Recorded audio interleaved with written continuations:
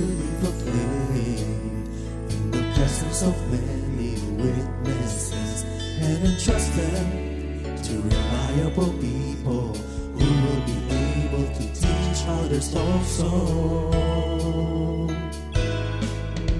Take the teachings you heard me proclaim in the presence of many witnesses, and entrust them to reliable people who will be able to teach others also. Take the teachings you heard me proclaim in the presence of many witnesses, and entrust them to reliable people who will be able to teach others also. Take the teachings you heard me proclaim in the presence of many witnesses, and entrust them to reliable people who will be able to teach others also. 2 Timothy 2:2. Hallelujah, 2 Timothy 2:2. Praise the Lord. 2 Timothy 2:2. You and me, let us proclaim the gospel. 2 Timothy 2:2. Hallelujah. 2 Timothy 2:2. Praise the Lord. 2 Timothy 2:2. You and me, Let us proclaim the gospel of Jesus Christ. Take the teachings you heard me proclaim in the presence of many witnesses, and entrust them to reliable people who will be able to teach others also. take the teachings you heard me proclaim in the presence of many witnesses, and entrust them to reliable people who will be able to teach others also. 2 Timothy 2:2. Hallelujah, 2 Timothy 2:2. Praise the Lord. 2 Timothy 2:2. You and me, let us proclaim the gospel. 2 Timothy 2:2. Hallelujah. 2 Timothy 2:2. Praise the Lord. 2 Timothy 2:2. You and me, Let us proclaim the gospel of Jesus Christ. The harvest is plenty, but the workers are few. As for me and my house, we will serve the Lord. We will serve the Lord.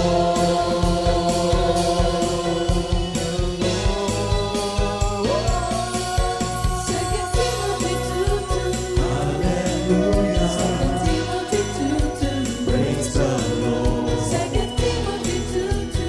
You and me, let us proclaim the gospel. 2 Timothy 2:2. Hallelujah. 2 Timothy 2:2. Praise the Lord. 2 Timothy 2:2. You and me, Let us proclaim the gospel of Jesus Christ. 2 Timothy 2:2. Hallelujah. 2 Timothy 2:2. Praise the Lord. 2 Timothy 2:2. You and me, let us proclaim the gospel. 2 Timothy 2:2. Hallelujah. 2 Timothy 2:2. Praise the Lord. 2 Timothy 2:2. You and me, let us proclaim, lift up His name, delighting the Lord for His goodness. Let us proclaim, lift up His name, delighting the Lord for His goodness. Let us proclaim, lift up His name, delighting the Lord for His goodness. And He's God.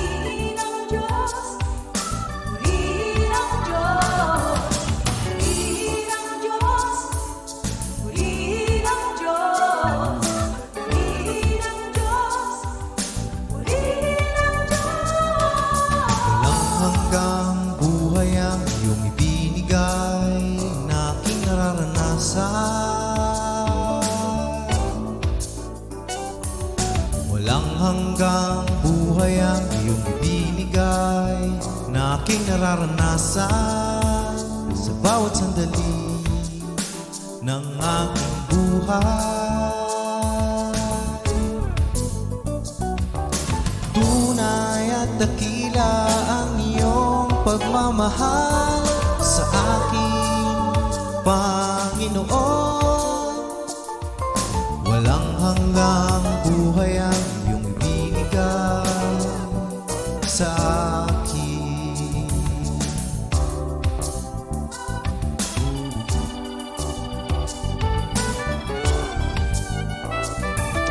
Walang hanggang buhay ang iyong ibinigay na aking nararanasan.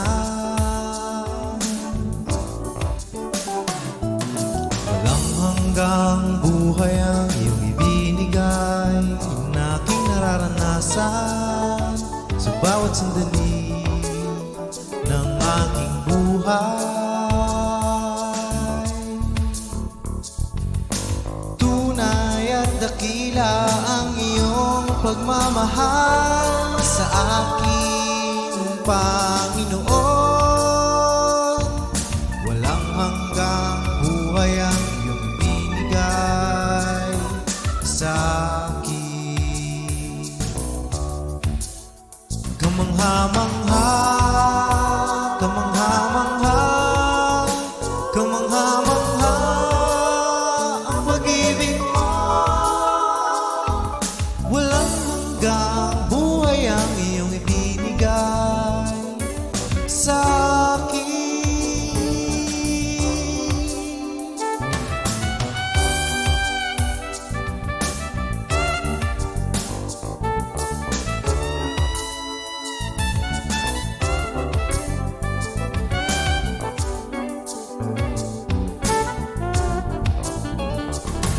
Ang langit at lupa'y nagbabadya ng kalwalhatian mo. Kay ganda ng buhay ko taglay. Kamangha-mangha, kamangha-mangha, kamangha-mangha ang pag-ibig mo. Walang hanggang buhay ang iyong ibinigay sa akin. Kamangha-mangha, kamangha-mangha, kamangha-mangha ang pag-ibig mo. Walang hanggang buhay ang iyong ibinigay sa akin. Walang hanggang buhay ang iyong ibinigay sa akin. Walang hanggang buhay ang iyong ibinigay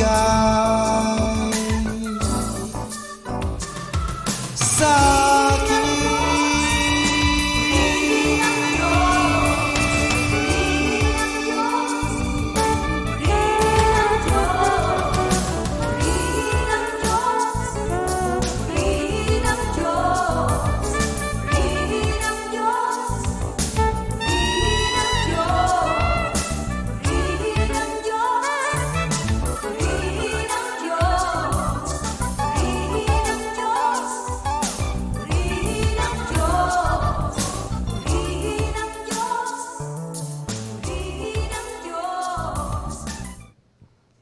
Okay. Good morning, Good morning. Jesus. Good morning. Hallelujah. Thank you, Lord. Ang dating buhay ko'y punong-puno ng pag-aalala. Ang dating buhay ko'y punong-puno ng pangamba. Subalit ngayon, puno ng pag-asa. Wala na ang dati kong problema. Once again. Ang dating buhay ko'y punong-puno ng pag-alala. Ang dating buhay ko'y punong-puno ng pangamba. Subalit ngayon, puno ng pag-asa. Wala na ang dati kong problema. Ang buhay ko'y punong-puno ng pag-asa. Ang buhay ko'y punong-puno ng ligaya. Wala na ang dating bagabag sa puso ko. Ang buhay ko ngayon punong-puno ng pag-asa. Good morning, Jesus. Good morning, Jesus. Good morning. Good Hallelujah. morning. Thank you, Lord. Hallelujah. Hallelujah. Magandang umaga, magandang tanghali, magandang gabi sa inyong lahat. At kami nagpapasalamat, kami ay tinawag, kaming tatlo, na ngayon ay magbahagi sa atin ng mga napakahalagang bagay tungkol sa resurrection. Ari po ay nabuo noong linggo nung kami magkakasama sa Bulaknin. At kami po ay natutuwa sapagkat meron po pala kaming isang damdamin at isang direksyon. Kung mapapansin po nyo ay dapat po yung aming arrangement ay si Brother Ed ang gitna at gawa kami parehong puti ang buhok ni nagkataon, ang suot namin ay kinakailangang i-arrange sila. I am sorry, Lord, na carried na naman kami ng masaya ho ang resurrection. Kaya nga po siguro tayo manalangin at ang banal na espiritu maghari sa atin. O aming Diyos, tunay nga po na ikaw ay dakila. Salamat sa panibagong buhay na bigay mo sa amin lahat.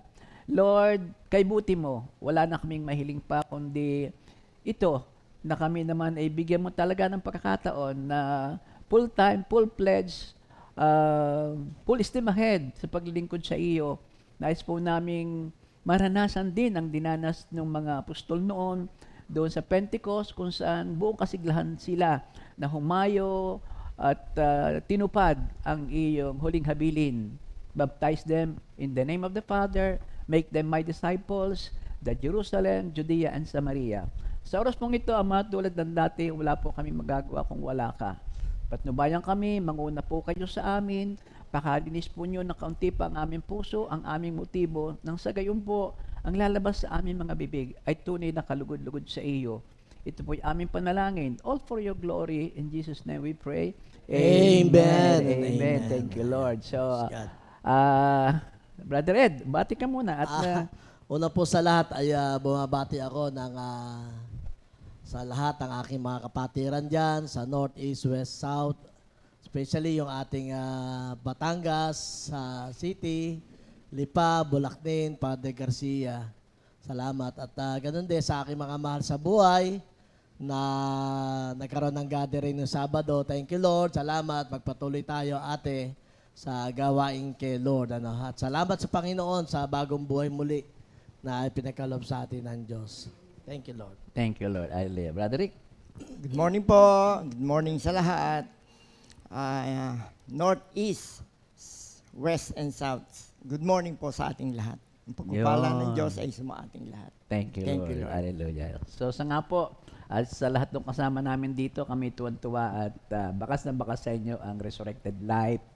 At pagbati rin nga sa lahat naming napuntahan nung kabilang linggo, lalo po yung aming venue nung Life in the Spirit Seminar sa May 1, kayo po yung aming niyayaya at sa Sierra Vista sa Lipa. Pero I think we must proceed na, no? Napakahalaga ng ating pag-aaralan eh. Bago ang lahat, meron tayong memory verse of the week. At Brother Rick, iyo bang mababasa yan? Ang memory verse of the week ay matatagpuan po sa Isaiah 40 verse 8, New King James Version. The grass withers, the flower fades, but the word of our God stands forever. Amen. Sa Tagalog naman, Brother Ed. Ayan, sa Tagalog po ay nasaan na Tagalog? Ang damo ay natutuyo. Ang bulaklak ay nalalanta. Ngunit ang salita ng ating Diyos ay mamamalagi magpakailanman. Amen. At yan ay Thank you, Lord. totoo. Mamamalagi, magpakailanman. At sa atin man pong pag-aaral sa araw na ito po ay tungkol doon sa living in the newness of life, yung resurrected life. Hindi pwedeng kung tapos na ang Easter Sunday ay hindi ito ipagpatuloy nating gunitain, pag-aralan upang sa gayon po ay araw-araw tulad ng Pasko ay maging Resurrected Sunday. Napakaganda ho kasi nito eh. At ito po ay kukunin natin una muna doon sa Romans 6 verses 3 to 4. Romans 6 verse 3 to 4. I-bless mo po ang pagbabasa o banal na espiritu. Sabi doon sa verse 3, hindi ba nyo alam na tayong lahat na nabautismuhan kay Kristo Jesus ay nabautismuhan sa kanyang kamatayan? Sa makatuwid tayo namatay na at nalibing nakasama niya sa pamamagitan ng bautismo upang kung paanong binuhay muli si Kristo sa pamamagitan ng dakilang kapangyarihan ng Ama, tayo rin ay magkameron ng panibagong buhay. Sa English, itong huling portion nito, ang sabi dito ay, just as Christ was raised from the dead by the glory of the Father, even so we also should walk in the newness of life. So the newness of life, the resurrected life. Ay saglit lang. Bago ang lahat, mga kapatid, alam ng marami na kahapon ba o kamakalawa, ang Pope Francis ay yumauna kahapon, sister, at 88, ano? At 88 daw siya. So ating pong ipanalangin siya at ang lahat ng kaparian ay maging kalugod-lugod sa Diyos ang lahat ng naganap sa buhay nila at nawa ay matanggap na nila ang blessing na faithful and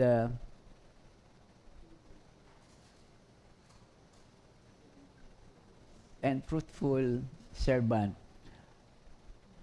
Alam niyo mga kapatid, nasabi ko na minsan pero gusto kong sabihin na muli. Nung ang topic natin ay tungkol doon sa Reformation, yung tungkol kay Martin Luther. By the way, dalawang mga paglilinaw. Martin Luther ay iba kaysa Martin Luther King Jr. Ang Martin Luther ay siyang nauna para sa Reformation, 1600. Ito namang si Martin Luther King, ito na yung aktivista sa pananampalataya. So, dilay magka-distansya ng malayo. So, magkaiba po sila. As I was saying, isa sa main, hindi man objection, kundi isinasuggest ng Martin Luther sa Rome ay yung mga correction na pagkakamali ng simbahan tungkol sa bagay na hindi nasala sa Bible. At isa nga po dito, there were 94 of them, thesis ang tawag niya.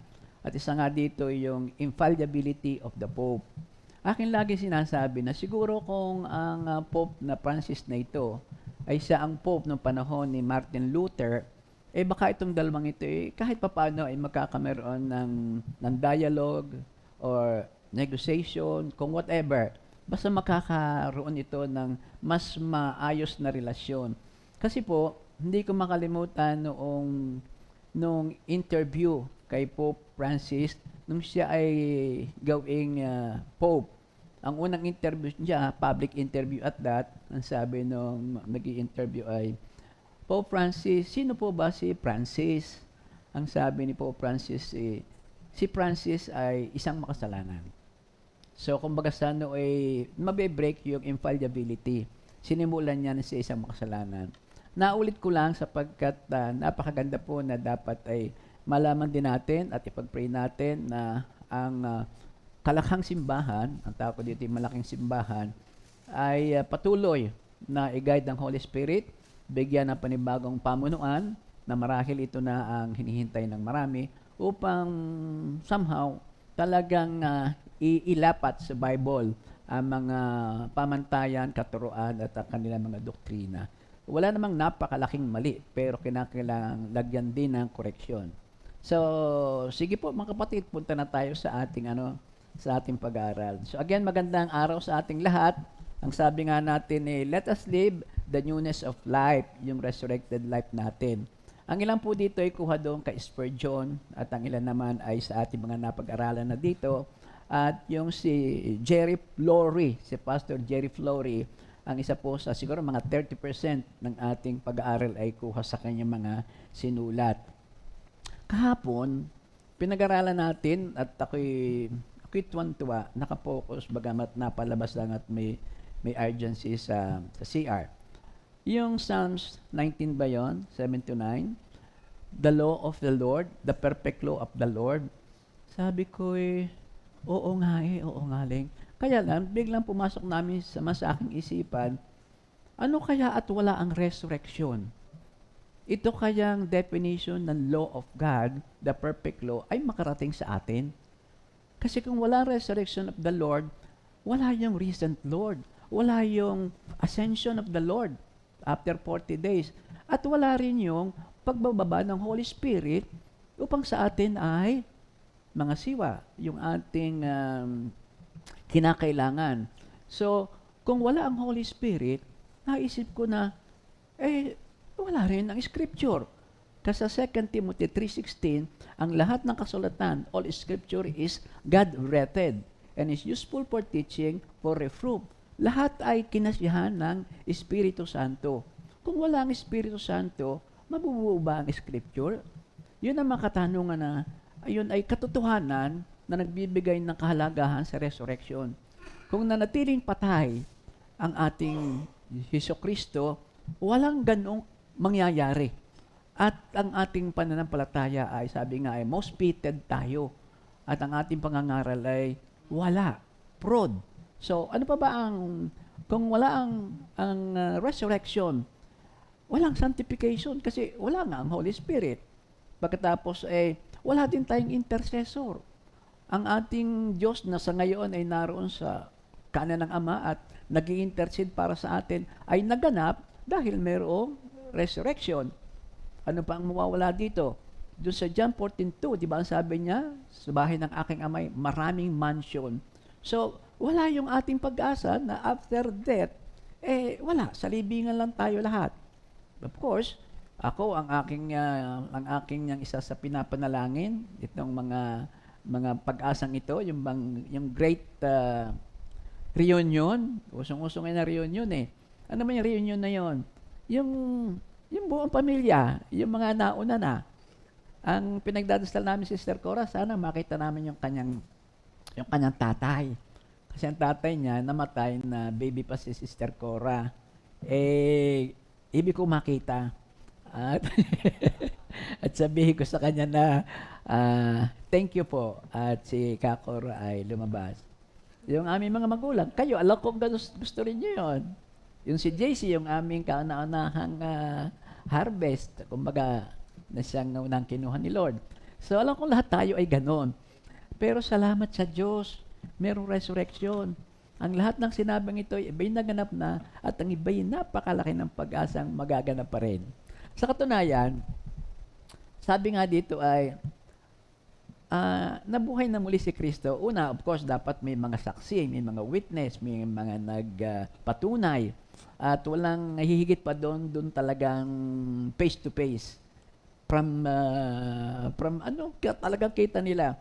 Magandang basahin sa 1 Corinthians 15:3-9, yung kay Pablong sinulat. Sinamarize na nyo halos doon Sabi niya sa Corinthians 15:3-9, sapagkat ibinibigay ko sa inyo bilang pinakamahalaga sa lahat, ang tinanggap ko rin na si Kristo ay namatay dahil sa ating mga kasalanan, tulad ng sinasabi sa kasulatan.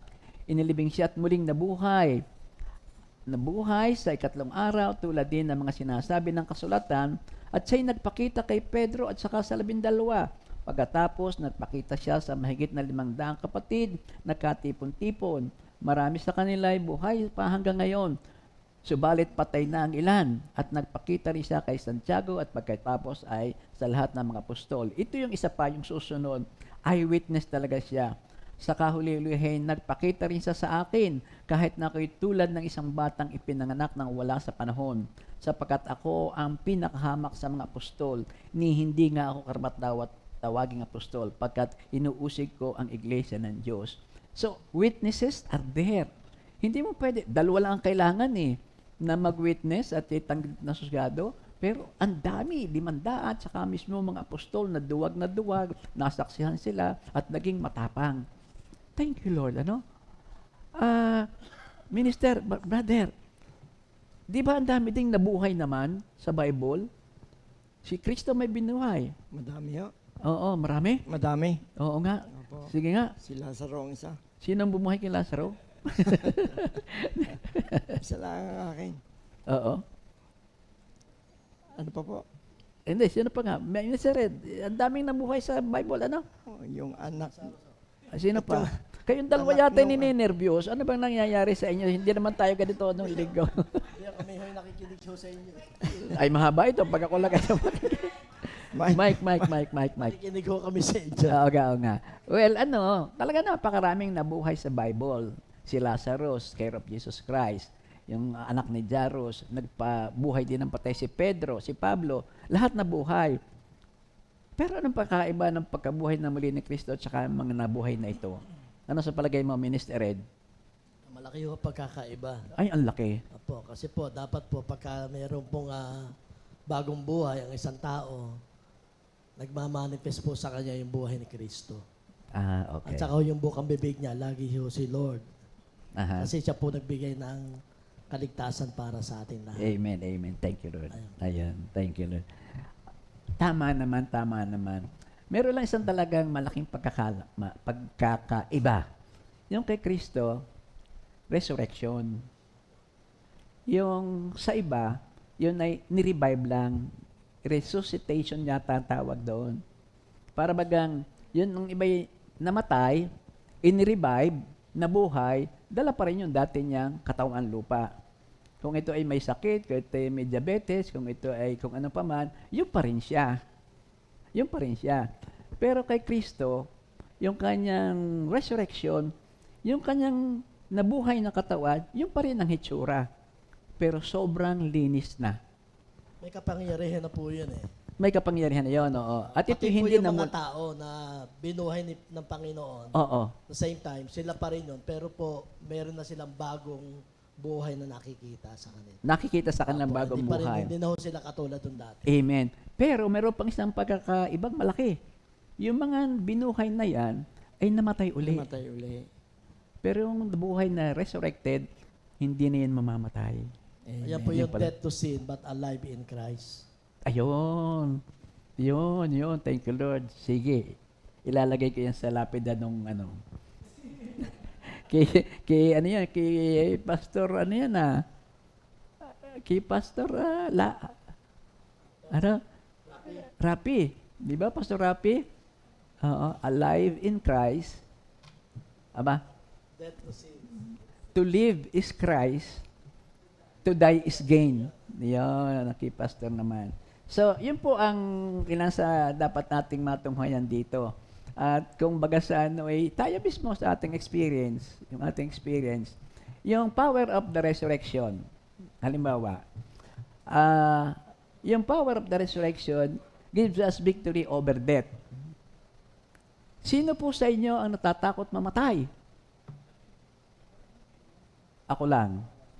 Sino po sa inyo ang hindi natatakot mamatay?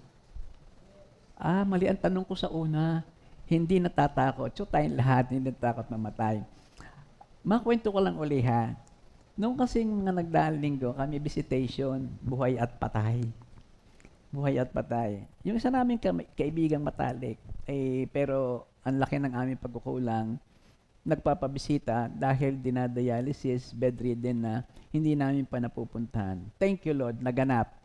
Ang objective ko doon, una sa lahat ay bigyan siya ng inspiration or word of God na sabihin sa kanya na, ang tanong ko, Sister Cora, ikaw ba, Brother Jimmy, ay natatakot mamatay? Yung saan ang aking itatanong Bagamat ito ay hepe noong mga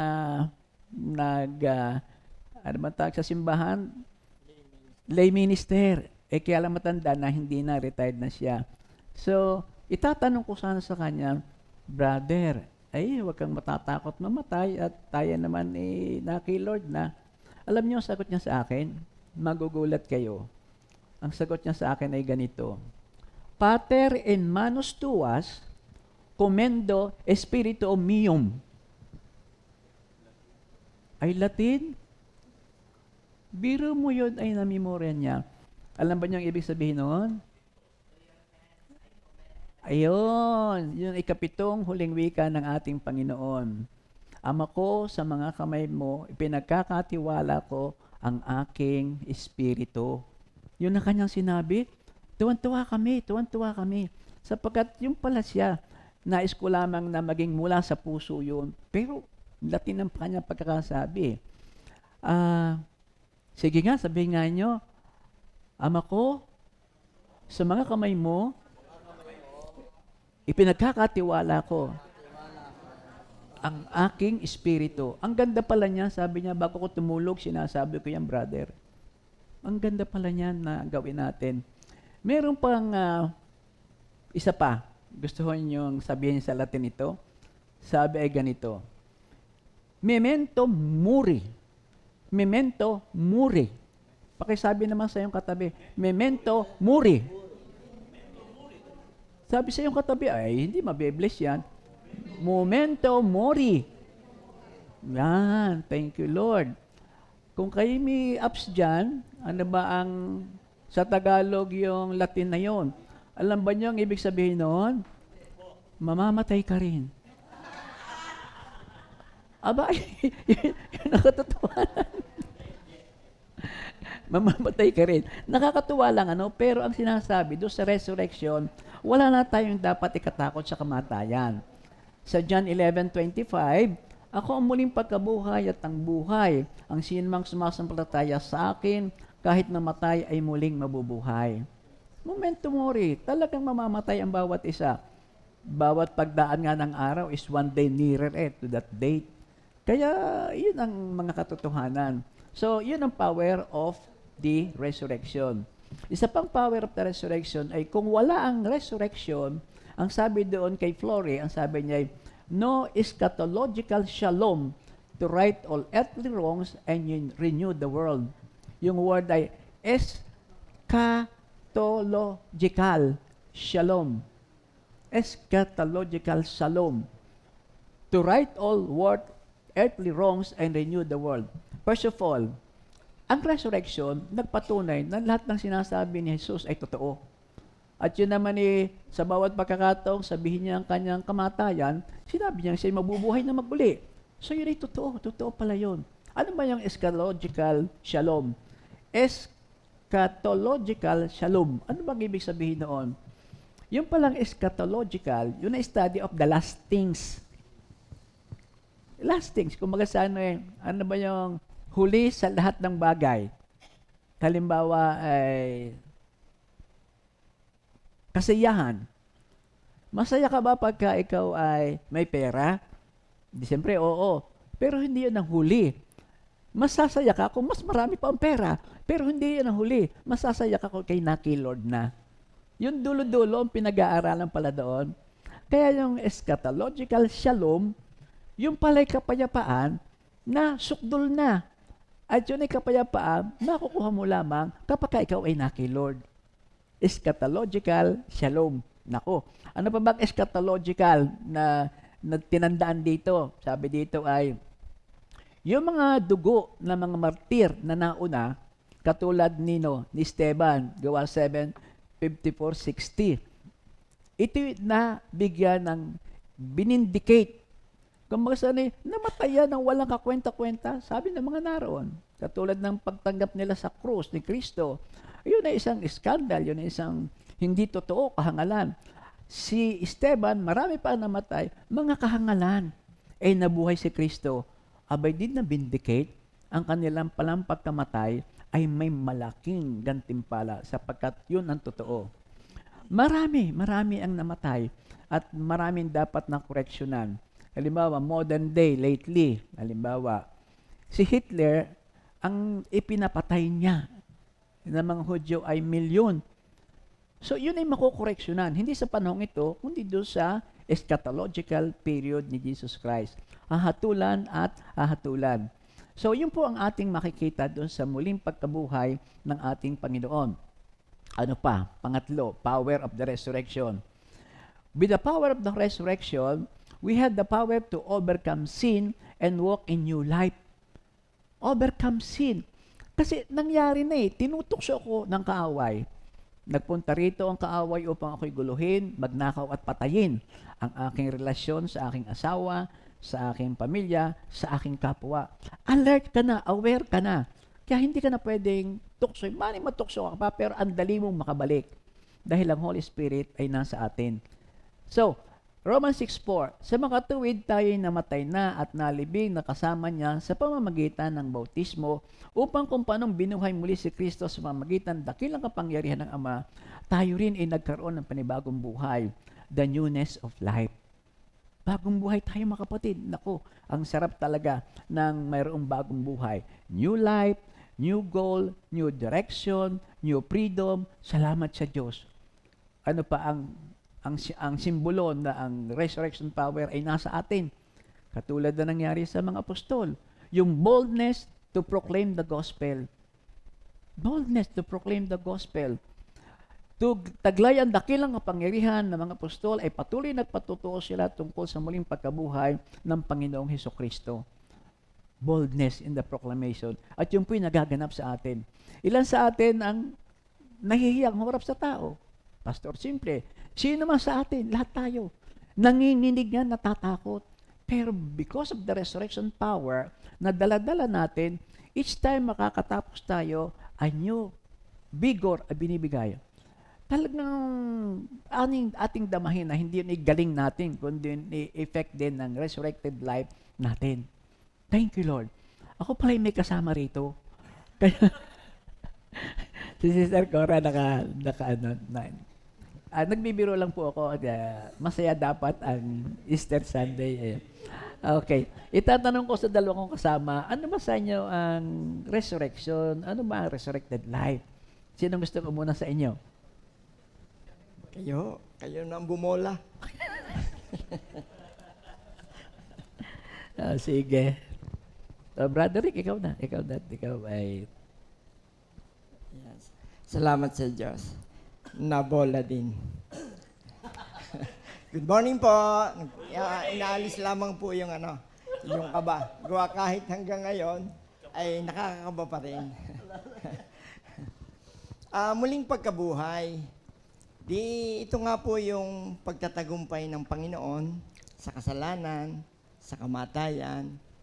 Ito yung pag-o-offer sa atin ng buhay na walang hanggan. Ito yung kalakasan sa atin para sa pamumuhay, ang kalooban ni Lord ang masanod. May babasahin lamang po ako sa Efeso 2, 1-4. Ganito po ang nakasulat. Nung unay mga patay na kayo dahil sa inyong pagsuway at mga kasalanan. Sinusunod nyo noon ang masamang takbo ng sanlibutan ito at napailalim kayo sa prinsipe ng kasamaan, ang espiritong naghahari sa mga taong suwail. Dati tayo'y kabilang sa mga ito. Namumuhay ayon sa pita ng laman at sinunod ang masasamang hilig ng katawan at pag-iisip. Kaya't sa ating likas na kalagayan, kabilang tayo sa mga taong kinapupuotan ng Diyos. Subalit, napakasagana ang habag ng Diyos at napakadakila ang pag-ibig na inuukol niya sa atin. Tayo'y binuhay niya kay Kristo kahit noong tayo'y mga patay pa dahil sa ating pagsuway. Naligtas nga kayo dahil sa kanyang kagandahang loob. Ito po yung buhay nating lahat dati. Talagang masuwayin at talagang ang puot ng Diyos ang nararapat para sa atin. Pero sabi nga dito, napakasagana ang habag ng Diyos. Napakadakila ang pag-ibig na inukol niya sa atin. Tayo'y binuhay niya kay Kristo kahit nung tayo'y mga patay pa dahil sa ating kasalanan. Salamat sa Diyos. Ito po, may marami na akong mga sharing dito tungkol doon sa aking dating buhay. At salamat sa Diyos na ako ay inalis niya doon, tinawag, ang kanya ring kalooban na kami ay tumugon sa kanyang pagkatawag. Kahit na nga nung una, ang pakiramdam ko ay palaging ako ang pinatatamaan ng mga manggagawa. Pero yung pala, pag-ibig na ng Diyos kasi ipinamamalay niya sa akin ang maraming mali sa aking buhay. So, ito, nakakita ng pag-asa sa buhay na nakaugnay sa Kanya. At simula kaming lumapit, at true enough naman, ang sino mang lumapit kay Lord, bukas palad niyang tinatanggap. So, mula po doon ay naranasan ang katotohanan ng kagandahan ng buhay sa piling ni Lord. Ito ngayon, narito sa harapan ninyo, magbabahagi ng kung ano ang resurrected life. Salamat sa Diyos. Dahil nga parang walang kasapatan ang kaligayahan simula nung makakilala kay Lord, patuloy na hinanap, at awat grasya ng Diyos, naging manggagawa. Ang epekto po sa amin ay, kahit naman manggagawa ka, ikaw ay na kay Lord, ang mga problema at pagsubok ay nandoon pa rin. Pero salamat sa Diyos, ito ay natutunang harapin ng may buong pagtitiwala sa Kanya. Nagkakamali pa rin, tao At saka nga, wala namang, ang perfection naman ay sa Kanya pa rin pagbabalik. Ang sinasabi lamang, dahil nga ikaw ay na kay Lord, ang kapangyarihan ng Kanyang muling pagkabuhay ay dapat magmanifest sa iyo. Madali na lamang sa akin ngayon natanggapin ang aking pagkakamali. Madali na lamang na humingi ng tawad. Marami pa rin problema, pero ang namamayani ay yung nandyan si Lord kasama mo si Lord at si Lord ang bahala sa lahat ng iyan. Para bagang bilang manifestation ng buhay ng Kanyang muling pagkabuhay sa akin ay lahat ng area ng aking buhay, buhay naming mag-asawa, buhay ng aking pamilya, lahat ay dinadala sa Kanya. Kasi nga, yun laan naman ang dapat na makita, yung lubos na pagtitiwala kay Lord, na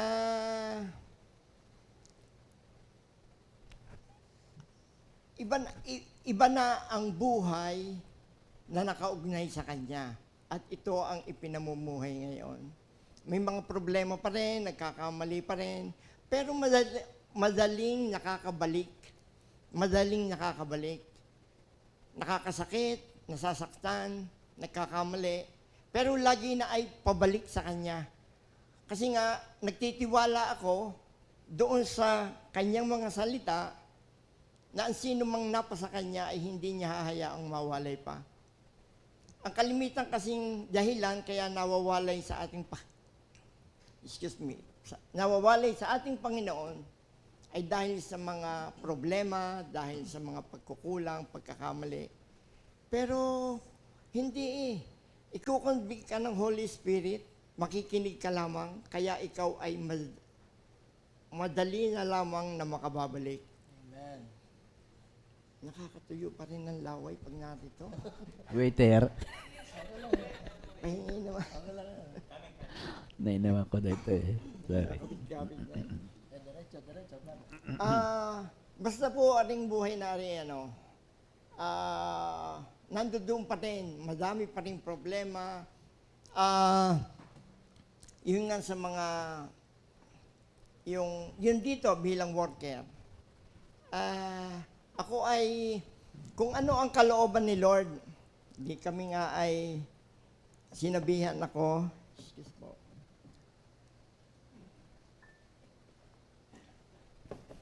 hinabayin ako ni Pastor Alex na kami daw ay baka pwede doon sa Bicol. Ano po? Nasa puso, sige po. Kagaya din ng mga naunang assignment. Sa Bohol, sa Isabela. Sige po. Yung mga inaalala ko, siya naman ang bahala at napatunayan ko doon. Tapos ito, di na doon din sa aming mag-asawa pinag-usapan namin. Talaga namang gusto namin Kaya lang yung may mga concern. Hindi namin iyon ginagawang dahilan. Kasi ang nasa amin ay itaas natin kay Lord at si Lord ang gagawa ng paraan doon sa ating mga concern. At pag talagang tayo na ang talagang gusto ni Lord na mapunta roon, hindi maring hindi niya aayusin ang concern. Kaya magaganap din yung heart's desire.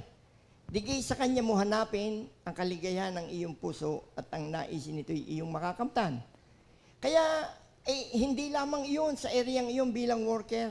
Sa ating buhay, pribadong buhay, marami pa rin tayong nararanasan. At sinasabi lamang, ang mamutawi sa atin ay yung lubos na pagtitiwala doon sa Diyos na ating pinaglilingkuran. Yun po ang epekto sa akin, sa aming mag-asawa, nitong muling pagkabuhay ng ating Panginoon. Maraming problema, maraming pagkakamali, pero itaas mo kay Lord. At si Lord ang mag-i-equip sa iyo, patuloy kanyang sasangkapan para maganap sa atin ang kanyang kalooban. Surrender our life to Him. Yun lamang po. Amen. Thank you, Lord. Thank you, Lord. Ano lang, okay, magsishare din lang tungkol sa kanyang mga assignment, tinihiling kay Lord. Siyempre, alam nyo na si Brother Rick ay, kumbaga sa at least tuwing Lunes at Martes, Miyerkules, nakakasama ko. Gawa ng pagdadrive, ay medyo ako may kaunti ng kahinaan. So, hindi ko may tatanggi na nung unang sabihin, pupunta ka sa Bohol, pupunta ka doon sa malayo. Talaga ako like kay Lord, huwag yung papayagan. Pero natuloy din. Pero itong Bicol, talagang sabi kay Lord, opo, kita ko naman, kahit wala siya sa amin noon, ay tuloy pa rin ang buhay. Nalakas pa nga ang mata ko pagka ako nagdadrive. So ito mapunta sa Bicol, Lord, ayaw niyo pong kalaban masunod. Ay di, anytime siguro magaganap yon. At hindi ko pwedeng hadlangan namin mag-asawa ang plano ng church para sa kung sino man kay Brother Rick ang isa. No? So salamat sa Diyos. At so tatawagin naman natin si Minister Ed. Ito yung Thank you, Lord, at kasali pala tayo dyan. Oo naman. So, praise God at salamat sa Panginoon at muli ay isang malaking pribilehiyo na ako'y natawag upang maparangalan ang ating Panginoon. Doon sa 1 Corinthians 15, doon sa verse 17 lang mga kapatid, at kung hindi muling binuhay si Kristo, kayo hindi pa nahahango sa inyong mga kasalanan at walang katuturan ang inyong pananampalataya. Verse 18, hindi lamang yan, lilitaw pa na ang lahat ng namatay na nanalig kay Kristo ay mapapahamak. Kaya mga kapatid, yung ating topic about do sa Easter Sunday, sa resurrection, ang totoo no, nakapokus lang talaga kay Lord. Kay Lord talaga. Yung cross sa Bulaknin, sa fellowship, wala na ho doon eh. At totoo no, talaga after 3 days, siya ay muling umakyat sa langit. At siya ay muling nabuhay, at siya ngayon ay nakaluklok sa kanan ng Diyos na Ama na makapangyarihan sa lahat. Ngayon mga kapatid, kung gano'n ang nangyari kay Jesucristo, ano naman po dating sa atin? May mga tanong nga ano ngayon? Kung siya ay nabatay at siya ay muling nabuhay, di ba? Ang mga bagay pong yan ay minsan nakakalungkot na hindi natin pinahahalagahan. Kasi dati po tayong patay sa kasalanan at tayo ay muling binuhay ng ating Panginoon Diyos. Nilinis ang lahat ng ating mga kasalanan. Naalala ko yung aking kwento nitong nakaraang Wednesday na idinirama yung aking totoong buhay, mga kapatid. Sa totoo niyan, mga kapatid, ako ay nakapasok sa Tala Leprosarium. Pagpasok ko doon ay ang narinig kong salita ay daigdig ng mga patay na buhay. Sabi ko, bakit patay na buhay? Eh kung patay, dapat hindi na dapat buhay. Ayun pala, patay na ibig sabihin, physically talagang ikaw ay patay na. At doon sa sitwasyon na yon ay wala kang makikitang walang sakit lahat. Siyempre, naroon daigdig na mga patay. Naalala ko nga pala, nagbanggit niyan ay ang Mami Ligaya. Tapos mga kapatid, yung time na yon ay kung bakit patay na yung kanilang physical na body. Bagamat may tibok pa ang puso, pero yung pakiramdam nila ay kasi po ngimay. Ano yung salitang nangingimay? Numb. Yung mga nerves, ibig sabihin. Lahat po yun. Kaya pagpasok mo doon, iba't iba makikita mo, wala ng tenga, wala ng ilong, ubos na ang mga daliri, ubos na yung mga halos na mga paa. Pero ang nakakatuwa doon, mga kapatid, ay sila yung mga nakangiti. Alam niyo kung bakit? Ang pinagbabawal po doon, na inultimatum ng mga doktor ay bawal ang malungkot.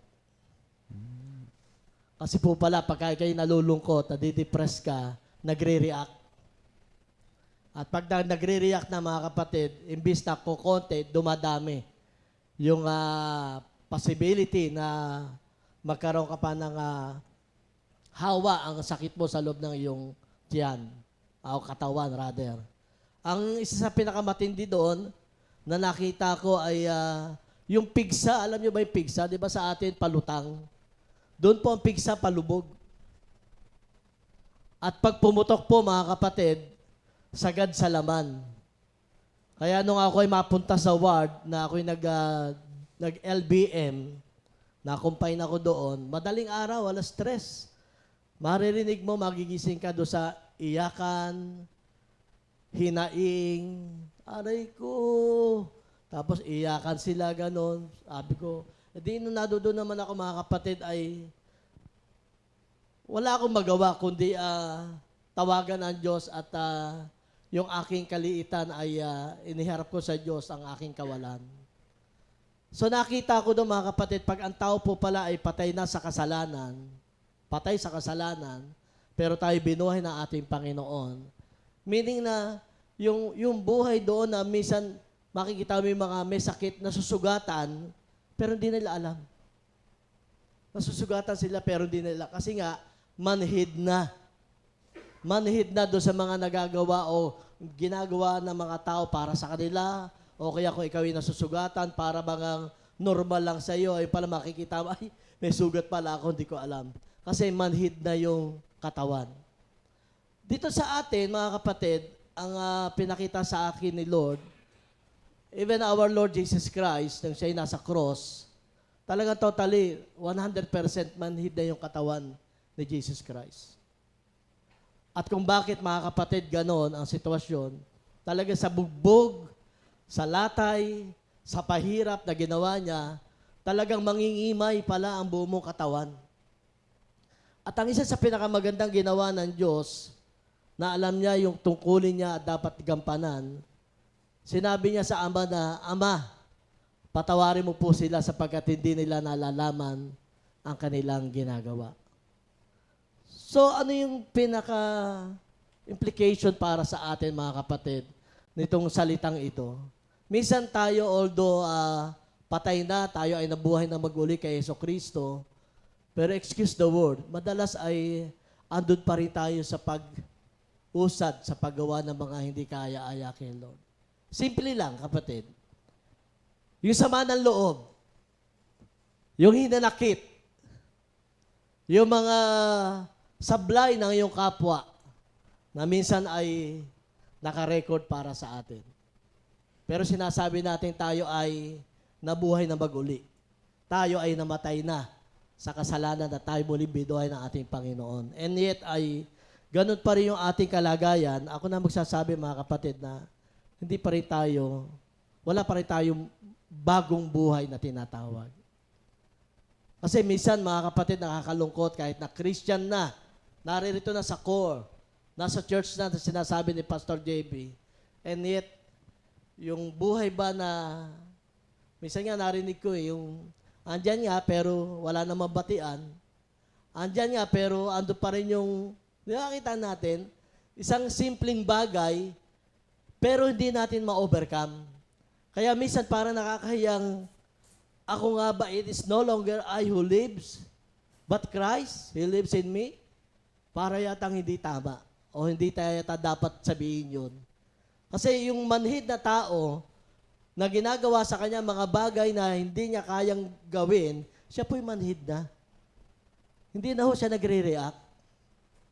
At never na po siya na nagre-retaliate or pumapatol sa mga tao na minsan kasamahan mo para bagang pinalalampas mo na lang lahat, sabi ni Brother Rick. Para bagang para sa iyo ay meron kang tinatawag na newness of life. Meron na tayong bagong buhay sa ating Panginoon. Ang resurrected life, ang biblical meaning nito ay spiritually alive now.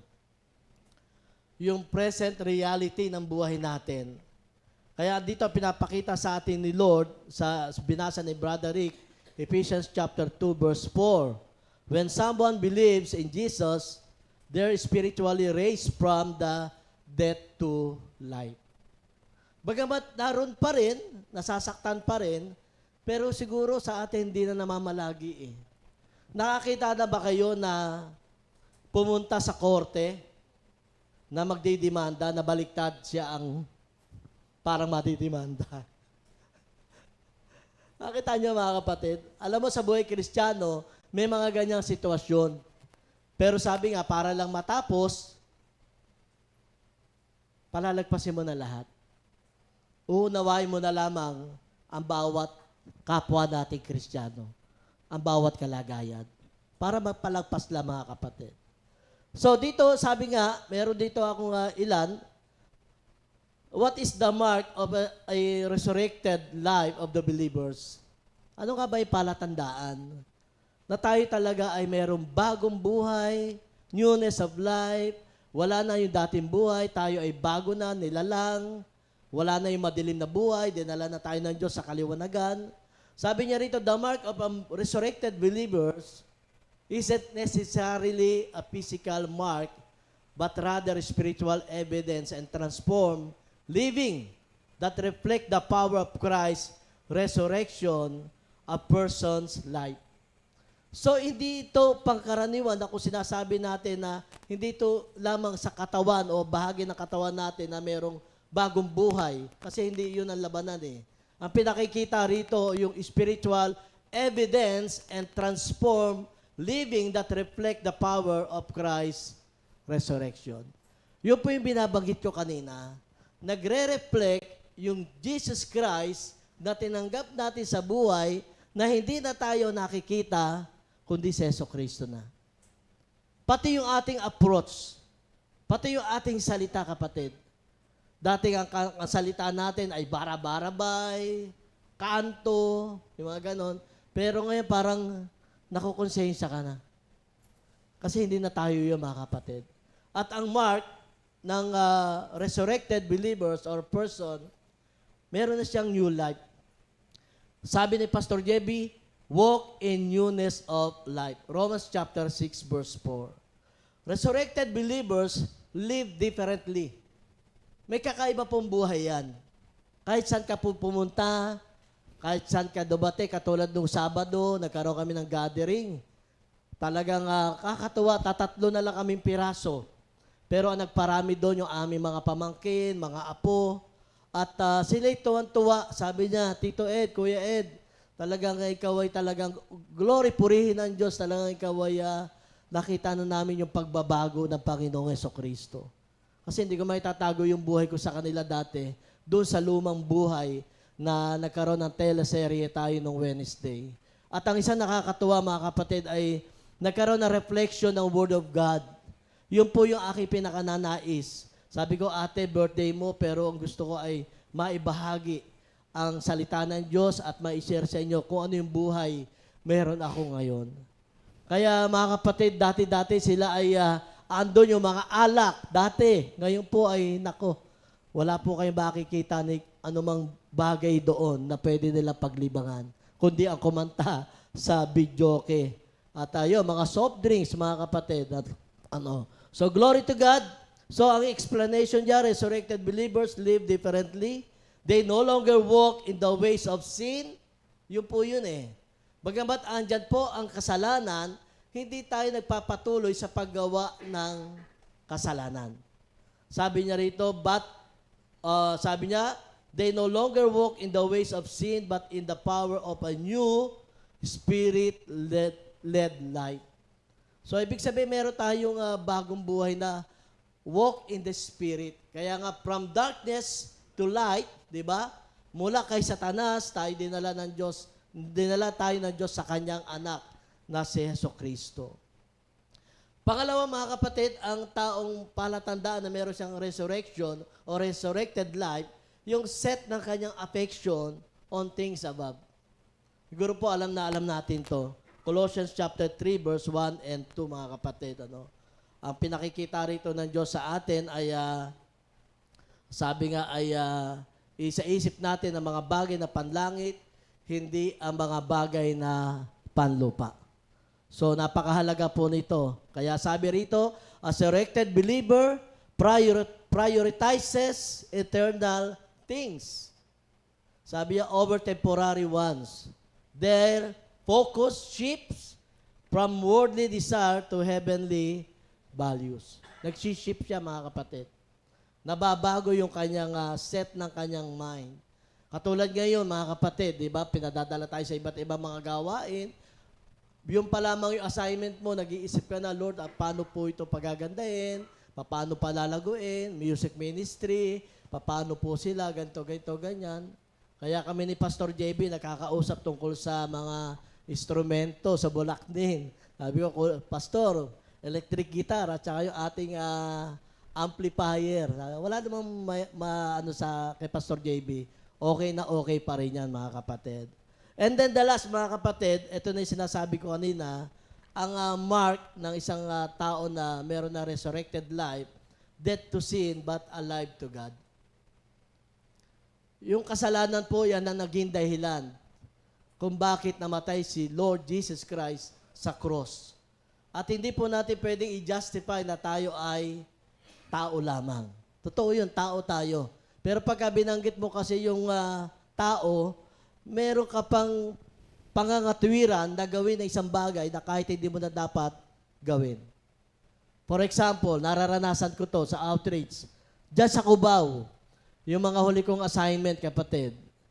Alas 6 o 5:30, nandiyan na ako sa Cubao, mga kapatid. May sasalubong sa akin. Sabi sa akin, Kuya, gimmick tayo. 500 lang. Alam nyo, di ko pinansin yun. Dire-diretso ako kasi papunta akong outreach. Sumunod! Sabi sa akin, Kuya, akit ka na dyan sa hagdanan. Dire-diretso, di mo pinansin. Pero kung iisipin mo, kami mga kalalakihan, ang tawag doon ay laman-tiyan. Pagkakausap mo si Minister Jerry. Laman-tiyan, ibig sabihin, kapatid, yung bang wala naman nakakakita, pero dahil sa tayo'y binago na ng Diyos, hinango na tayo doon sa ganung buhay, ang lakas ng conviction eh. Kaya nga, ang sabi niya rito, yung ating message about death to sin, alive to God, there's a mark, yung transformation. Iyan ang palatandaan na isang tao ay meron ng bagong buhay, mula sa kamatayan, siya ay muling binuhay ng ating Panginoon. So the power of sin is broken. Wala na, mga kapatid. And the believer lives in active relationship with God. So tayo lahat, mga kapatid. Kaya sabi ko kay Sister White, salamat kay Lord, tayo napapunta sa Compi, sa community. Kung hindi dahil dito, mga kapatid, siguro po ay maaga ako namatay. Kasi nga po yung gano'ng situation. Alam mo ba na magkasakit ako ng gano'n, ketog? Nag-attempt na ako mag-suicide, mag-a-attempt ako mag-suicide. Pero natakot ako kasi yung Word of God naroon pa rin sa akin. Kaya nga sabi ko, hanggang ngayon, ang papuri at ang pasasalamat ay binibigay ko sa Diyos at habang ako'y nabubuhay, kami mag-asawa, ay patuloy na maglilingkod kay Lord. So, amen. Thank you, Lord God. Salamat sa Amen. Diyos. Thank you, Lord. Thank you, Lord. Hindi ko alam kung ang sasabihin ko sana naranasan ko rin yung naranasan ng dalawa. Hindi dapat ganun. Ang Diyos ang nagtakda. Ako may mga panalangin na sana nung ako'y i-assign sa Laia, hindi pa ganun kaganda ang mga kalye. Para yung putik, yung akalikabok na kinukwento nila, maranasan ko rin. Yun ay kaya ko ipagdasal. Pero yung sinasabi ng dalawang ito, hindi ko gusto magyari sa akin. Nonetheless, iba ang pina-experience naman sa akin ni Lord. Sa akin na pina-experience ni Lord sa akin ay yung makita mo nga kung sino ka, para bang ganoon. Alam na lahat na share ko na ako ay isang prodigal son. Doon sa parte ng elder son. Ako yung anak na, kumbaga sa ano ay, ang sipag ko, ang galing ko. Pagkatapos ay akin namang pinasasama ang loob ng aking magulang dahil ba't nyo ini-spoil diyang isang yan? Ayun, ang prodigal elder son. Prodigal din, gawa ng, nung ako'y makatapos na nga, nag-share ko naman ito sa inyo, pati ang pamamalakad ng tatay ko, aking kinurek. Hindi lang pinulaan, talagang kinurek ko ang pagpapalakad ng negosyo. Ano ba yun? Hanggang ngayon, iyakin ako. Wag. Ay, yung aking tatay, ang aking inay, napakinggan ko nag-iiyakan. Dalawa lang kwarto ng bahay namin eh. Sabi ng inay ko, hiyaan mo na. At maganda naman ang sinasabi. Baka ibig sabihin tayo magpahinga na. So yun si emotion. Bukod doon sa prodigal son na gano'n, na elder, ako din nga yung pariseyo na kung magdasal, akala mo'y panlangit na talaga. Hindi ho katulad nung yun. Parang gano'n. Nakita ko rin, dahil sa ating mga pag-aaral, iminulat sa akin ni Lord yung mga nagdaang kong buhay. Ako pala si Saul. Ako ang sumisikil doon sa mga nagngangaral sa kalye at saka sa mga bus. At saka yung, ano ba kayo? Pagkatapos ay mali yan. Ito kasi ang kinalakhan ko. So si Saul. Salamat sa Diyos, ito ako ngayon, ginawang si Pablo.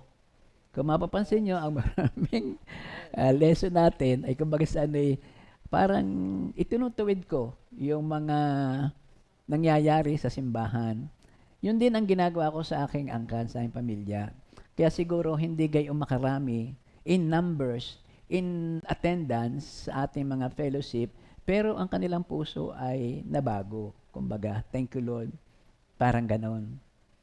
Sino ba ang katulad ko, minister, sa Bible? Si Pablo. Si Pablo, inaari ko na, yun nga, dati si Saul. Dati si Saulo. Si Saul. Na ngayon ay si Pablo. Si Pablo. Ano nga dating pangalan ni Pablo? Saulo. Si Saul, si Haring Saul. Ano? Ari si Saulo. Yun. So, nang maging a little Pablo, ako'y nagpapasalamat sa Diyos dahil ganun. At kung aking iisipin, ang experience ko ngayon ay ginawa naman ako ngayong prodigal father. In a way, hindi ko kayang tapatan yung prodigal father na yun eh. Naranasan ko rin ngayon sa aking mga anak na ako'y may prodigal daughter.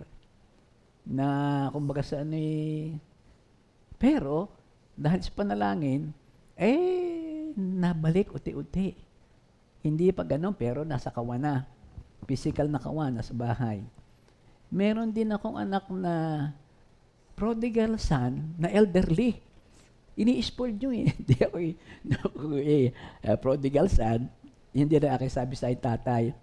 Maganda't may salitaan Diyos. At ito nga mismong istorya ng mga prodigal family ang aming pinagkukunan na hinay-hinay lang, darating at darating na magaganap ang gusto ng Diyos na tayo ay magiging masaya. Sa LSS May 1, yun ang panalangin. Thank you Lord na makarating yung mga anak na yan. Mahirap sa akin, pero kay Lord, kung kanyang nanasain, Matthew 28, John 15:16 eh. Hindi naman ako ang pumipili, hindi silang pumipili, si Lord ang pipili. At kaluguran namin mag-asawa na maganap yun. Over and above sa mga personal na experience na gano'n, na due to the resurrection of our Lord, inari ko ako'y na-resurrect sa pananaw na ako pala ay isang makasalanan din. Meron din akong bisyo. Alam ba niyo ako'y mabisyo? Hindi ako katulad ni Go. Ang kanyang bisyo ay magserbisyo. ABS-CBN, mga kapatid, meron ako niya, pero hindi ko isisiwalat kay Minister Ed. Hindi tayo nakita. Ay, iba ang ating direksyon eh. Ikaw ay sa tala, ako naman ay dilis. Biro-biro, Opo. Ako'y, kumbaga sa ako'y natakot. Ang akin naman bisyong yan, para bagang yung, wag lang may masabi ang iyong mga barkada, ang iyong mga kaibigan. Alak? Tikim eh. Hindi ako natutuwa sa lasa eh. Sigarilyo? Sige lang, habang nakaupo dyan, sinindihan mo, mapap mo ng 3-4, hanggang doon na lamang. Babae, tinesting pero hindi magtatagal. Alam niyo kung bakit?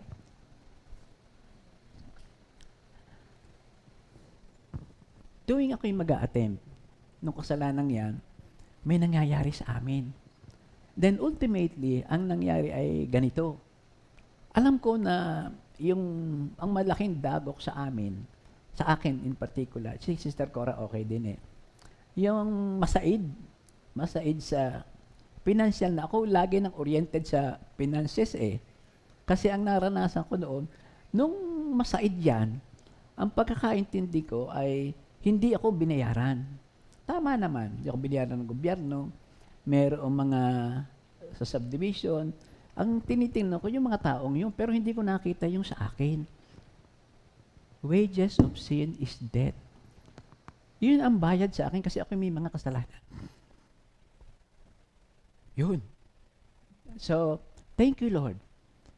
Nakita ko sa pagdami ng pera, nakasunod ang kaaway. Nakasunod yung mga tukso at lahat.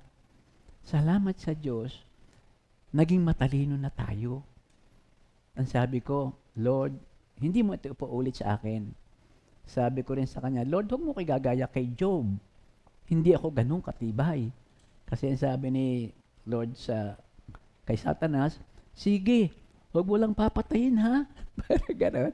Sabi ko, Lord, huwag ako. Pwedeng kuhanin ang lahat ng kayamanan, pero huwag ang mga anak ko. Si Sister Cora, ititira mo. Hindi. Huwag kayong mag-aalis ng buhay, Lord, kasi ibig kong bumawi. Paano ba yun? Nung sumagad. Dako. Hindi, okay lang. Meron din ako eh. Pero ayaw kong dalhin at gusto ko lumuha na nga ako eh. Wag. Gusto kong umiyak ako eh. Alam niyo ang aking naranasan doon? Meron ba, brother? Ba? Thank you. Yung aking mga anak, nung kami sumagad, ano ba sister na nangyari? I-distribute namin.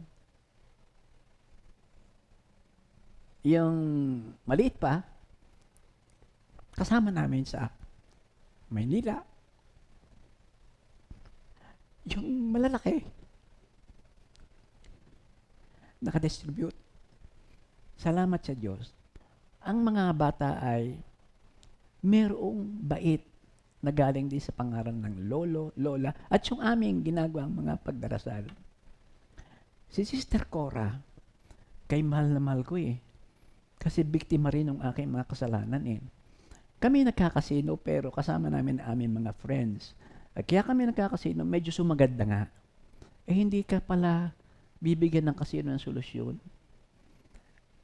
Ang aking asawa, yan ay dati sabi ko nako, yung mga Rotarian, mga Lions na yan, palakihan ang mga yan ng diamante, ng perlas, gano'n, kasama si Sister Cora, nalaban ng palakihan.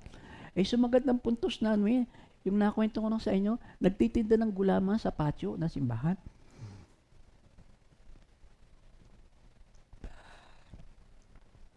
Masakit sa akin yun. Sister Cora, dinanas niya ang magtinda ng mga rosaryo, scapular, sa Baclaran. Sa Baclaran. Kasi sabi ng aming madre, para ikay maaliw. Kumita ka ng kaunti. Pero class yan na, may sekretary yan. So, faithful yung aming secretary. Faithful sa amin, sa kanila, kahit daw walang sweldo. Ibig sabihin, kaya ako lang ganyan para kung maabsent din ako tintawa. At ang dulo niyan ay nadayo sa mga piyastahan. Sa Bicol. Pastor, pwedeng dalhin mo sa Bicol?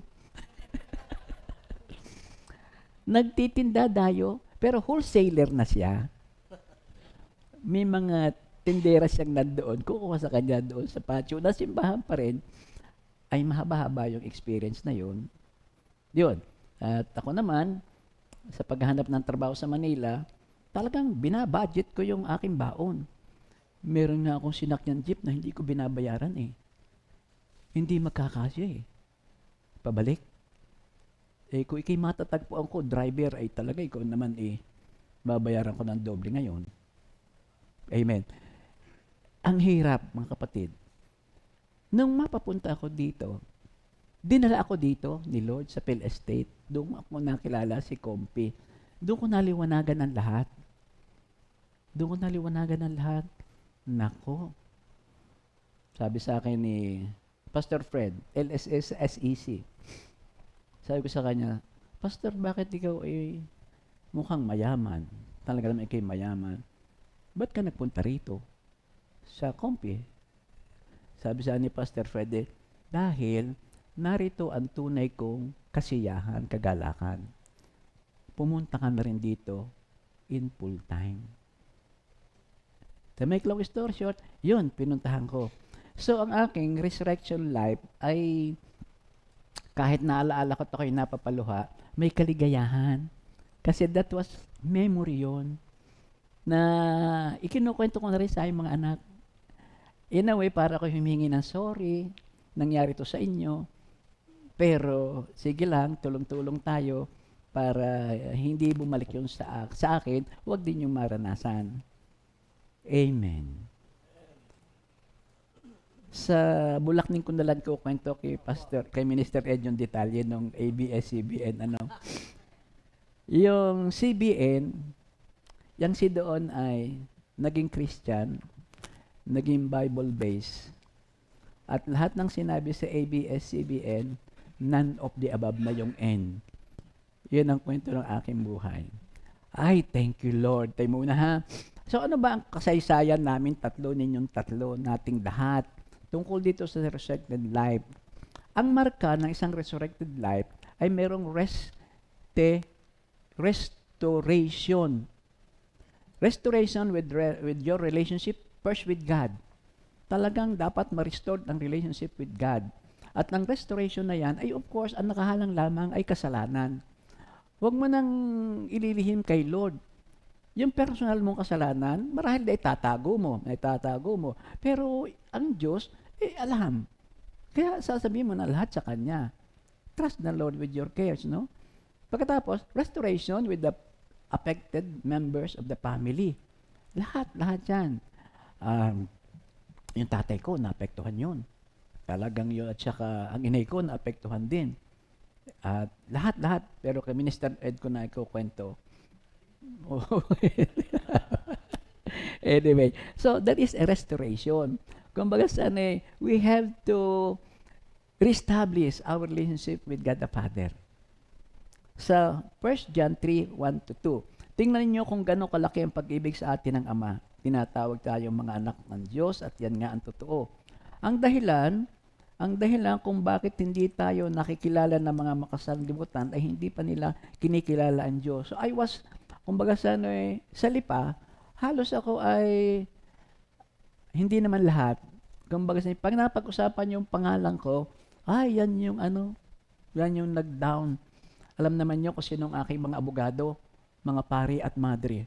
Hoy, sabi do isa naming kaibigang madre, hindi pa tapos ang buhay, baka bukas makalaway kayo uutang sa bayan. Yun ang aking mga abogado. So, ito rin ay dapat ay magkameron ng return of ownership of one's life to Jesus Christ. Isusuko na ang buhay sa ating Panginoon. At yun nga ang naganganap sa amin tatlo, sa inyo lahat. May panaka-naka na nagsaside-side ka pa, pero hindi yun tatagal. Haharangan ka ng Holy Spirit eh. Haharangan ka ng Holy Spirit para dyan. Hindi ba nyo alam na inyong katawan ay templo ng Espiritu na nasa inyo at pinagkaloob sa inyo ng Diyos, 1 Corinthians 5:19-20. Hindi na inyo yan, tinubos yan, binayaran. 6:19 and then to 20. Hindi nyo pag-aari ang inyong katawan, ibalik sa Diyos. Ito bang katawang ito ay nagpupuri sa Diyos? Nakikita na ba ng tao sa iyo si Kristo? Sa iyong ginagawa? Kung ang ginagawa mo yung pa rin dati, napakalaki. Ang message mo mismo yung nakikita ng tao, yung naririnig ng tao. Yung salita ng Diyos, base sa ginagawa mo, napakaganda noon mga kapatid. It brings back to life that which was dead. Yung buhay, akala natin tayo'y buhay, pero patay. Sardis Church yan. Akala lang natin alive and alive and alive, pero wala yung source of life. Yung si Jesus Christ, yung Holy Spirit. Kaya ni dapat nating pag-ukunan din ng pansin. Thank you, Lord. Ang resurrected life, bukod sa restoration, dapat meron transformation. Ano ba ang vivid example noong transformation? Transformation, the metamorphosis, yun ang lesson namin mag-anak kagabi. From the uod to the cocoon, pagkatapos naging butterfly in 21 days. Pero, ang tao, dapat ganun din. 1 Corinthians 6:9-11. Hindi ba nyo alam na ang mga makasalanan ay walang bahagi sa kaharian ng Diyos? Huwag nyo dayain yung sarili. Ang mga nakikiapid, sumasamba sa Diyos-Diyosan, nangangalunya, nakikipagtalik sa kapwa lalaki o kapwa babae, nagnanakaw, sakim, naglalasing, naglalait ng kapwa, o nandaraya ay walang bahagi sa kaharian ng Diyos. Ganyan ang ilan sa inyo ng Diyos. Subalit, nilinis na kayo sa inyong mga kasalanan at ginawa na kayong banal ng Diyos. Pinawalang sala na kayo sa pangalan ng Diyos, Kristo Jesus, at sa pamamagitan ng Espiritu Santo. Mahal na mahal tayo ng Diyos. Kung ano ka na ikay matagpuan ng Diyos, makasalanan, hindi masyado makasalanan, wala kang paniniwala, mahal tayo ng Diyos nung tayo matagpuan. Pero ang laging sinasabi, hindi naman papayag ang Diyos na manatiling ganyan ka. Kasi kung hindi ka magbabago, growth, ay ikay paatras ka. Babalik ka sa kapahamakan. Yun ang gusto ng ating transformation, ng ating Diyos. So, pag sinabing transformation, meron ng change of direction, sinasabi ni Minister Ed kanina. Ang direction natin is to heaven, not to hell. Saka ba dinadala ng paamong yan? Papalayo sa Diyos? Papalapit ka sa demonyo. Pag hindi papalapit sa Diyos, one direction lang only. It's either God or the kalaban. Conversion is an about face. It's an about face. 360 degrees ang ating gamit doon. A change of direction resulting in a change of destination, no longer hell-bound but heaven-bound. Change of direction.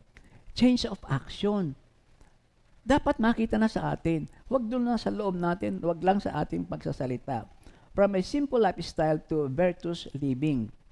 The sincere convert is not one man at church and then the following morning, Monday to Friday, iba ka na. Kami ni Sister Sally, ang aming timbangan, aming nilalagyan ng pabigat. Aming tinutungtungan doon sa ilalim para bumigat ang kilo. Noon, bago na ngayon. Nagpapahiling, kung sakali kami nagtitinda pa, may pahiling pa. Magbibigay pa ng 250 sa iyo, di ba? Iba talaga ngayon ang mga Kristiyano. Hindi binilhan, hindi consider lugi ang 250 kasi nakita mo wala siyang pamasahe, etong sa iyo. Natutuwa ang Diyos sa atin pagka ganun tayo. Oo. So, change of motive. Sabi ni Joseph Eliane, he will not tithe, ment, and comment, and neglect mercy and judgment. Hindi yung ako ay tither, pero paano yung mercy and judgment mo doon sa mga nanghiram sa iyong kamag-anak? Bukas na, pag ako'y nakakolekta, kayo sabi ni Brother Boy, bago ibigay ang piso, ay talagang babanatan ka ng pangaral. Kung hindi ako nagkakamali kay Minister Boy, ako'y nagkokot ng mga aking narinig na bibid naman sa akin. So sabi niya, mercy and judgment ay dapat na umiral. Yung tithes, yun ay utos ng Diyos. Pero hindi sapat na tithes lang, kasi pag ginawa mong tithes lang, negosyo naman yan. So, huwag na ganoon. Dapat merong bunga ang pagtatites mo. Isa sa durungawan ng langit ay ikaw ay merciful and nagbibigay ka. Yun ang bunga ang ating pupuntahan. Sabi din na Joseph Elaine, it goes through the man, throughout the mind, throughout the members, throughout the entire life. Makikita sa iyo ngayon yun. Ang motibo mo, kitang-kita ng tao. Kitang-kita ng tao. Dalawang Bible services ang amin napunta ni Sister Cora. Ang isa yung sa aming kapitbahay na hindi kami masyadong close. Yung jogging lang namin kumusta ho kayo? Ganon. Yun, hindi pa rin nakilod. Pinuntahan namin ng Mr. Ed. Pero kami muna ang nauna. Yung naikwento ko na sa inyo na, paano ba yun? Iyak nang iyak yung misis kasi bata pa Bata pa siya, bata pa yung namatay. Ang Diyos ba ay, parang narinig palagi, ang Diyos ay malupit. Mga ganon. Hindi siya fair. By the way, si Sister Marikit, condolence at kapayapaan ng sumaiyo. Yun daw sinasabi ni Brother Ed, anak namin sa kasal sila. Hindi parehas. Ba't daw hindi pa siya kuhanin? Ito namang aming sister na itong bagong kakilala, hindi parehas ang Diyos. Dasal ako ng Diyos, yun namang ipostpone muna, bata pa ang mga anak namin. Hindi ako pinagbigyan, sabi ng aming sister na kapatid. Yun ba so maraming tanong. Di, sige lang, nakikinig kami. Kasi sige sister, yung kasing luha, yan ay inimbento, inilagay sa ating katawan, upang una, makaluwag ng damdamin. Pangalawa, yan luhang yan, ay yan ay tinitimbang din sa langit. Yan ay iyong daing sa Diyos. Tapos ay dumating na ang puntos na, kaya lang sister, ganito yun na ang sabi sa John 10:10, ang kaaway pupunta rito upang manggulo, magnakaw at pumatay. Pagka yung iyong nasa sa isip na yan ay hindi mo binigyan ng termination, pupunta ka doon sa puntos na ang Diyos ay iyon ang kagagalitan. Yun ang utos ngayon ng kaaway. Mamamatay na ang relasyon mo sa Diyos. Puntahan mo yung ang Diyos ay narito na. At ang ibig niya sa iyo ay buhay na ganap at kasya. May kapayapaan, may pagtanggap, at naniniwala ka na iyong asawa ay hindi napahamak. Yun ang mga na-experience namin. Yun may isa, yung kanyang yung namatay na kasama namin sa tour, pamangkin niya. Paano ba yun? Sa relasyon dun sa community na yon, talagang gabi-gabi, puno sila. Mula taga barrio hanggang doon sa taga city proper. At sunod-sunod yung Bible service. Bible service. So, ano nangyari sa amin? Hindi sa pinabayaan. Pero habang sila nagba-Bible service, meron kaming attempt. Kaya lang, meron sisingit na uli. Sabi si Sister Cora, itong gawin natin, let us pray. Nag-Bible service kami through prayer. Without the leading of the Holy Spirit, wala kang gagawin doon.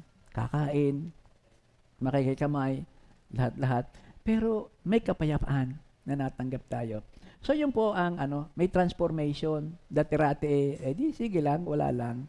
So meron tayong restoration, meron transformation, at tapos ay merong life of elevation. Dapat merong pag-angat. Makita kung ano ang naganap sa iyo of this resurrection.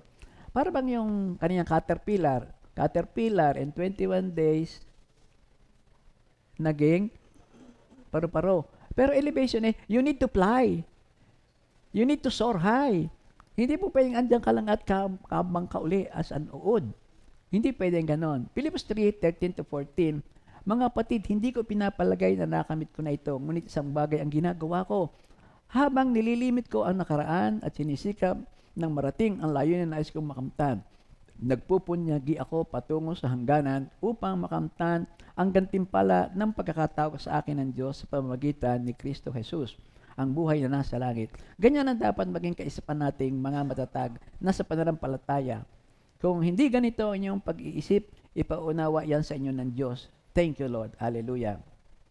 In coming to Christ, we do not bring our old life to higher plane. Pag nagpunta tayo kay Kristo, yung ating old life, hindi yun ang ating lagi na lang na isinasabi kay Kristo na laging itinataas. Yun ay dapat ay iniwanan na sa krus. Ipinako na sa krus yung ating old life. So, we live our old life at the cross and pick up the new life on a higher plane. Kasi ang gusto ng Diyos, makita ang iyong paglago. Makita ang iyong paglago. At yun ang ating ginagawa. I am sure na gayon ang ating ginagawa. Spiritual heights are uncomfortable to some.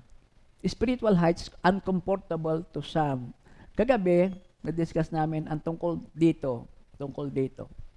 Sabi namin ay, nahihirapan kayo na sundin yung sinasabi.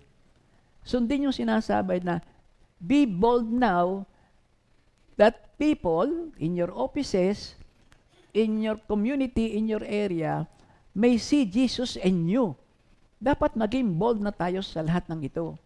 Volunteer that you will recite the opening prayer. Recite the word of God for the day. Hayaan mo na lang. Hayaan mo ang kapangyarihan ng Espiritu Santo ang magbigay ng lakas sa kanila. Si William afterward may sinasabi diyan, God wants us to be victors, not victims. To grow, not to grovel. Yung palang grovel, ang ibig sabihin, to grow, hindi yung gapang ka. You are a vine. Papalago ka ng papataas. To soar, not sink. To overcome, not to be overwhelmed. 1 Corinthians 5:17, yun ay pamilyar na tayo, namatay na siya para sa lahat upang ang mga nabubuhay ngayon ay huwag nang mabuhay para sa sarili, kundi para kay Kristo na namatay at muling nabuhay para sa kanila. Kung ngayon ang pagtingin namin sa bawat tao ay hindi nabatay sa sukatan ng tao, nung unay ganoon ang aming pagkilala kay Kristo, ngunit ngayon hindi na. Kaya't kung nakipag-isa ka na kay Kristo, yung pala ang root noon, yung context noon. Ang isang tao, isa na siyang bago nilang wala nang dati. Bago ng lahat. Again, sa pangkatapusan, talagang pangako ito'y katapusan. In conclusion, 1 Corinthians 15:3-4. Sapagkat ibinigay ko sa inyo bilang pinakamahalaga sa lahat ang tinanggap ko rin na si Kristo'y namatay dahil sa ating kasalanan tulad ng sinasabi sa kasulatan. Inilibing siya at muling nabuhay sa ikatlong araw tulad ng sinasabi again sa kasulatan. Anong ibig sabihin po nito? Naganap na ang maraming bagay tungkol sa pagmamahal sa atin ni Lord. Si Kristo'y namatay, si Kristo'y nabuhay, meron na lang isang natitira. Siya'y muling babalik sa wakas ng panahon. Yun ang dapat nating paghandaan. Kaya natin dahil meron tayong resurrected life because the Holy Spirit is with us. Siya mangunguna, but just don't grieve the Holy Spirit. Huwag magbibingi-bingihan sa udyok ng Holy Spirit. At sa pangalan ni Jesus, glory yan. Amen. Amen. Amen. Oh, nako, sumubra kami. Sorry po. Sige po, tayo bati muna ng happy birthday. Thank you, Lord, Brother Ed. Ayan, praise God. Hallelujah. Happy birthday. Ngayon po ay April 22. Ayan, 2025. Ayan, praise God. Ayan, si Sister Charity Evangelio. Praise God. Ano ha? Brother Bening Calderon. Benny. Bening. Sister Ami Bartolome. Ayan, Brother Terry Di Guzman. Oba, praise God And then, happy anniversary, Brother Anchor and Sister Lani Sotomango. So, enjoy yourself. Enjoy your life. Thank you, Lord.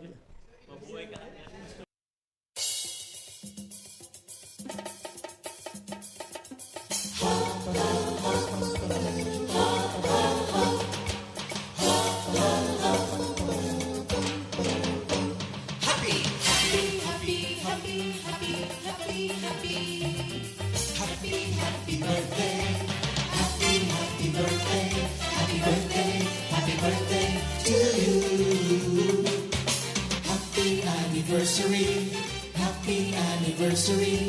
happy, happy, happy anniversary. Happy anniversary. May the good Lord doesn't leave you, may the Lord's light shine upon you.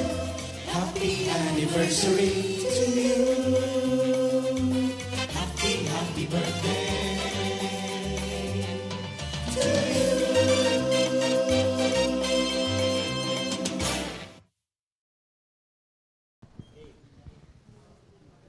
Happy and birthday and happy anniversary. Yan, praise Mga God. kapatid.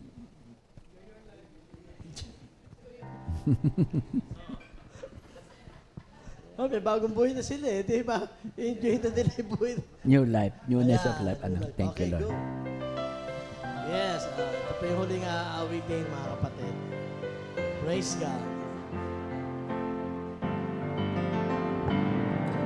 Walang hanggan Buhay ang iyong ibinigay na aking nararanasan.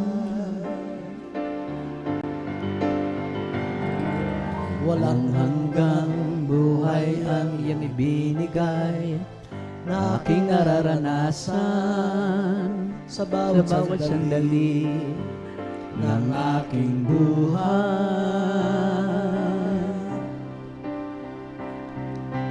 Tunay at dakila ang iyong pagmamahal sa akin, Panginoon. Walang hanggang buhay ang iyong ibinigay sa akin.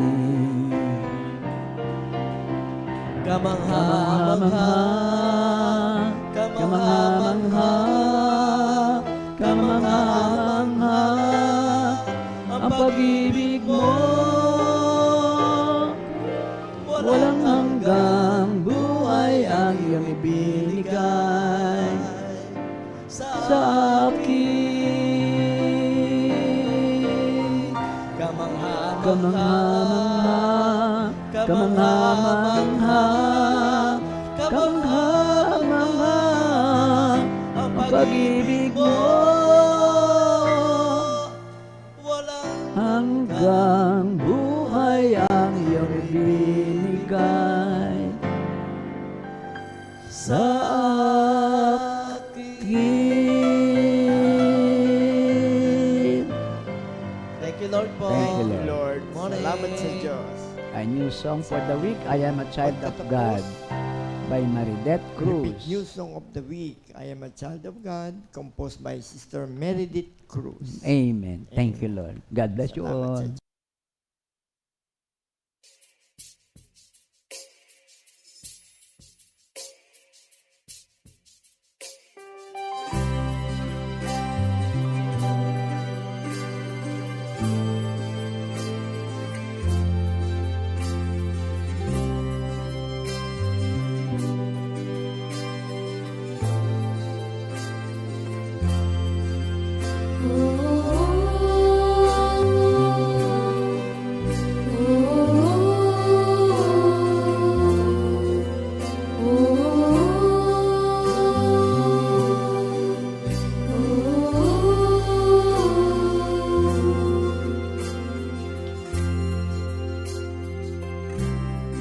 I say I'm unlovable, but God says I am forever loved. I say I'm a sinner, but God says I am forgiven. I say I'm abandoned, but God says I am adopted. I say I'm worthless,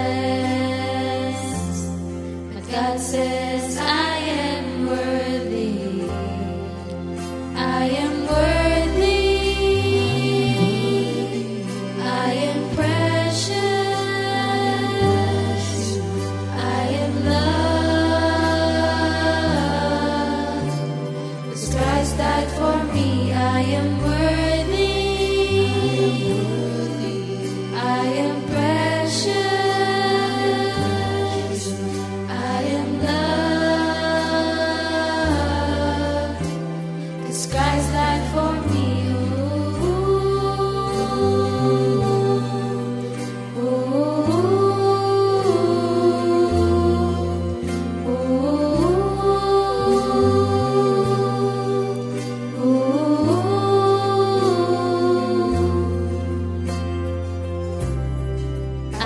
say I'm unlovable,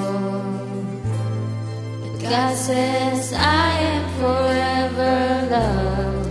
I say I'm a sinner, but God says I am forgiven. I say I'm abandoned, but God says I am adopted. I say I'm worthless, but God says I am worthy. I am worthy. I am precious. I am loved. 'Cause Christ died for me. I am worthy. I am precious. I am loved. 'Cause Christ died for me. I am loved. I am free. I'm a child of God. I am loved. I am free. I'm a child of God. I am loved. I am free. I'm a child of God. I am loved. I am free. I'm a child of God. I am worthy. I am precious. I am loved. 'Cause Christ died for me. I am worthy. I am precious. I am loved. 'Cause Christ died for me. I am worthy. I am precious. I am loved. 'Cause Christ died for me. I am worthy. I am precious. I am loved. 'Cause Christ died for me.